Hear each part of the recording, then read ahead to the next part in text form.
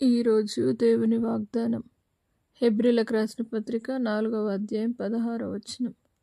మనము కనికరింపబడి సమయోచితమైన సహాయం కొరకు కృప పొందునట్లు ధైర్యముతో కృపాసనం నొద్దకు చేరుదము. నా ప్రియ సహోదరి సహోదరులారా, దేవుడి రోజు మీతో వాగ్దానం చేస్తూ ఉన్నాడు.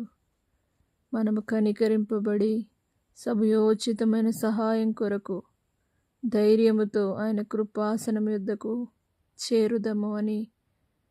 మీరు దేవుని సన్నిధానానికి వచ్చినట్లయితే ఈ వాగ్దానాన్ని దేవుడు మీ జీవితంలో ఆయన కృపాసనం యొద్దకు ధైర్యంతో మీరు వచ్చినట్లయితే తప్పక ఆయన మీకు సహాయమును చేసి మీ జీవితంలో అద్భుతమును జరిగించి ఆయన సన్నిధిలో నుండి గొప్ప మేళ్లను దేవుడు మీకు జరిగిస్తాడు. కాబట్టి ఆయన సన్నిధిలోనికి రండి.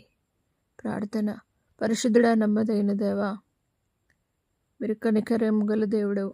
సమయోచిత సహాయం కొరకు నీ యొద్దకు వచ్చి వారిని ధైర్యముతో నింపే దేవుడవు. నీ కృపాసనం యొద్ద నుండి మాతో తండ్రి మాట్లాడే దేవుడవు. నీ సన్నిధిలో నుండి ప్రతి బిడ్డలతో మాట్లాడి నీ కృపాసనం యొద్ద నుండి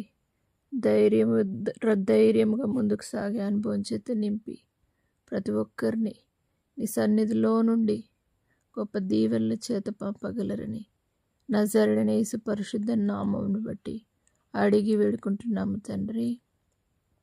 ఆమేన్. దేవుడు మిమ్మను దీవించునుగాక.